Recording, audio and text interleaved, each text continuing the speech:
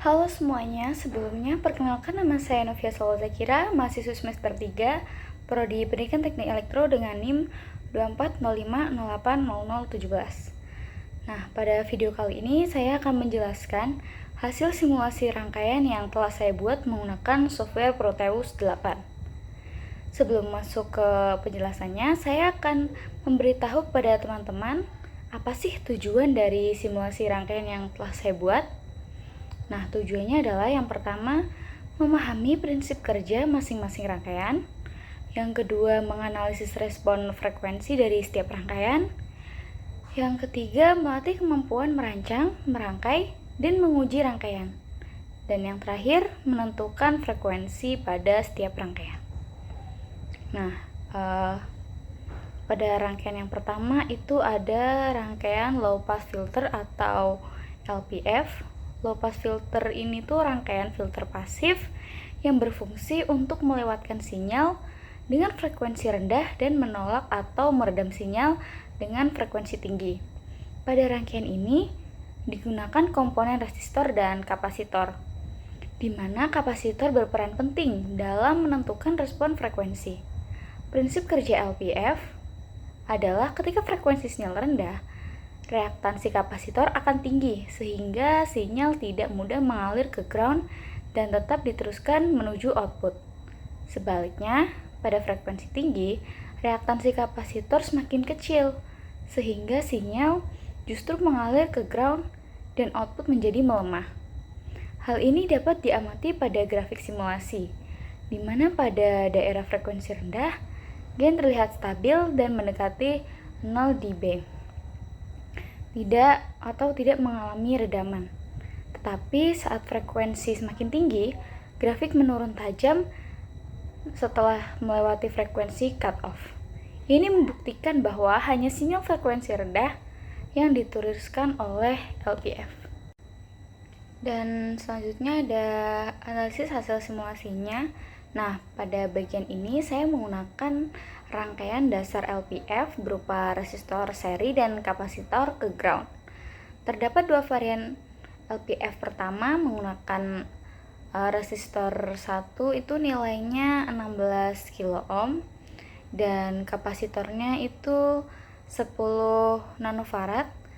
Yang kedua, resistornya tetap 16 kilo ohm dan kapasitornya 100 nanofarad. Berdasarkan grafik frekuensi respon, dapat dilihat bahwa sinyal pada frekuensi rendah dilewatkan dengan peredaman yang kecil, sedangkan pada frekuensi tinggi sinyal semakin teredam. Titik potong atau frekuensi cut-off terjadi ketika gain mulai turun sekitar minus 3 dB. Untuk LPF pertama, cut-off terjadi pada frekuensi sekitar 10 kHz, sedangkan LPF kedua memiliki cut-off lebih rendah karena nilai kapasitornya lebih besar. Nah, artinya semakin besar kapasitor, semakin rendah frekuensi yang bisa dilewatkan. Yang kedua itu ada rangkaian high pass filter atau HPF.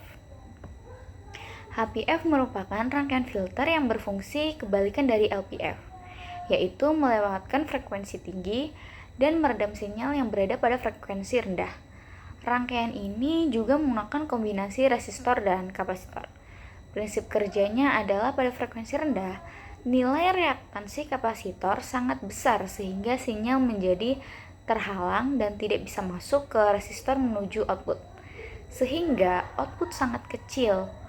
Namun, ketika frekuensi sinyal ditingkatkan, reaktansi kapasitor menurun sehingga sinyal dapat dengan mudah diteruskan ke output.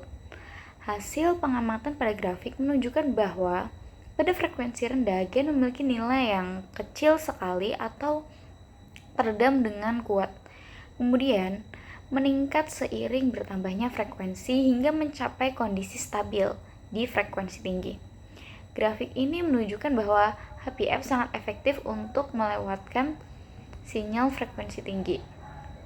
Nah, hasil analisisnya itu rangkaian HPF yang memiliki konfigurasi kebalikan dari LPF, yaitu kapasitor seri dan resistor ke ground. Digunakan juga dua varian, satu dengan kapasitor 10 nanofarad dan resistornya 16 kilo ohm, dan satu lagi kapasitornya bernilai 100 nanofarad serta resistornya masih tetap 16 kilo ohm. Nah, pada grafik respon frekuensi terlihat bahwa frekuensi rendah dihambat, ditandai sinyal pada area low frekuensi yang masih teredam, sedangkan pada frekuensi tinggi sinyal melewati filter dengan peredaman minimal. Frekuensi cutoff juga berada saat gain turun pada minus 3 dB dari puncak. Nilai dengan kapasitor lebih besar memberikan cutoff yang lebih rendah, sehingga lebih banyak sinyal frekuensi menengah hingga tinggi yang dapat lewat. Selanjutnya itu ada bandpass filter atau BPF.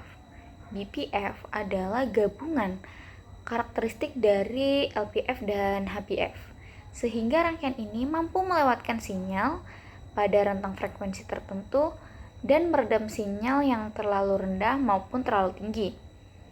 Prinsip kerjanya adalah pada frekuensi rendah, bagian HPF dalam rangkaian akan memblokir sinyal sehingga output lemah.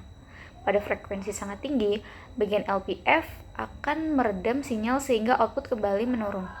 Namun, terdapat frekuensi tengah atau rentang tertentu di mana sinyal diteruskan dengan baik karena reaktansi komponen berada pada kondisi yang sesuai. Hal ini tampak pada grafik frekuensi hasil simulasi, di mana gain akan meningkat dan mencapai puncak pada frekuensi tertentu, kemudian kembali menurun ke kedua arah.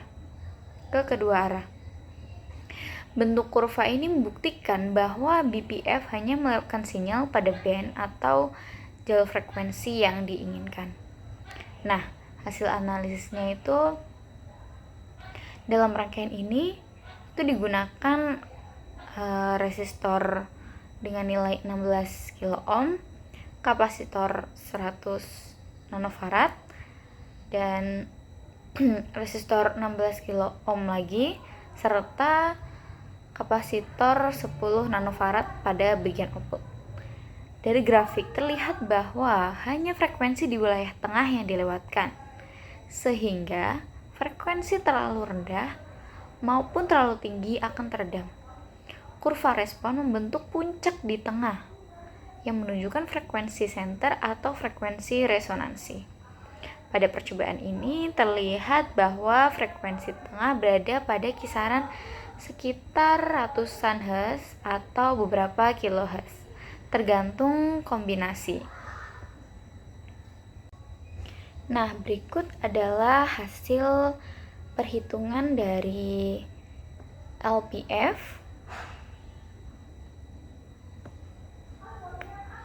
kemudian ada hasil perhitungan dari HPF,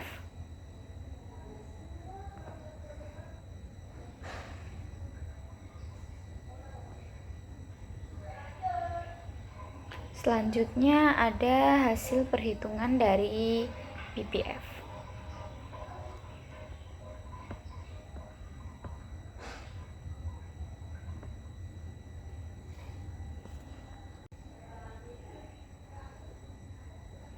Nah, rangkaian selanjutnya itu ada inverting amplifier.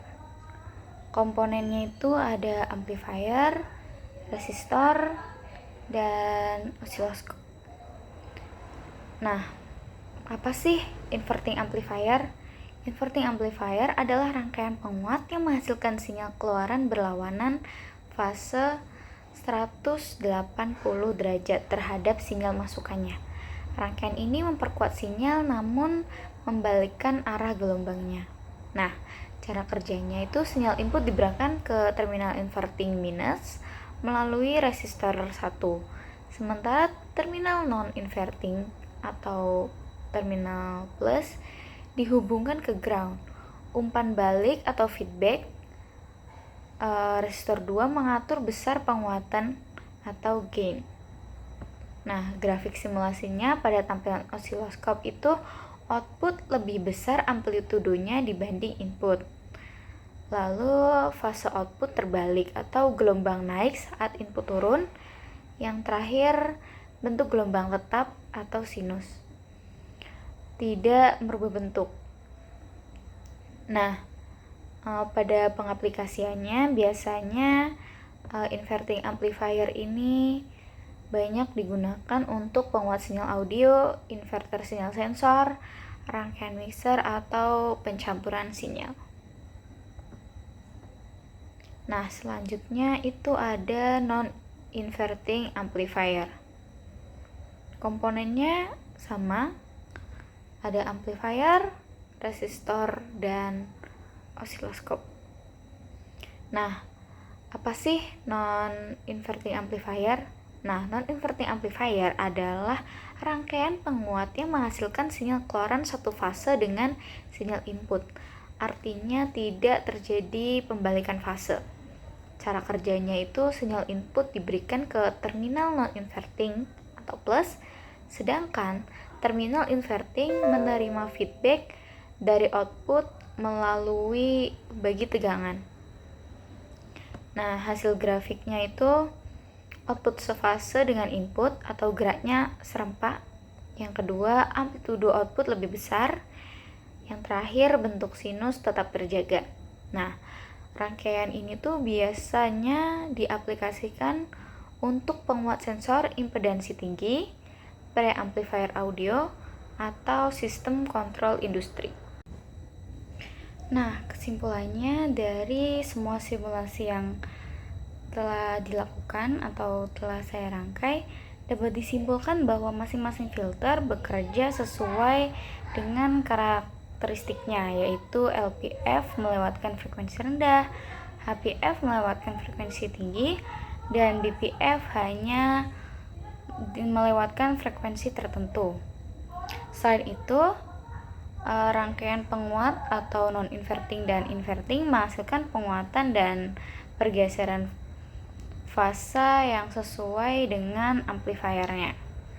Jadi mungkin itu saja yang dapat saya jelaskan. Kurang lebihnya saya mohon maaf yang sebesar-besarnya. Terima kasih.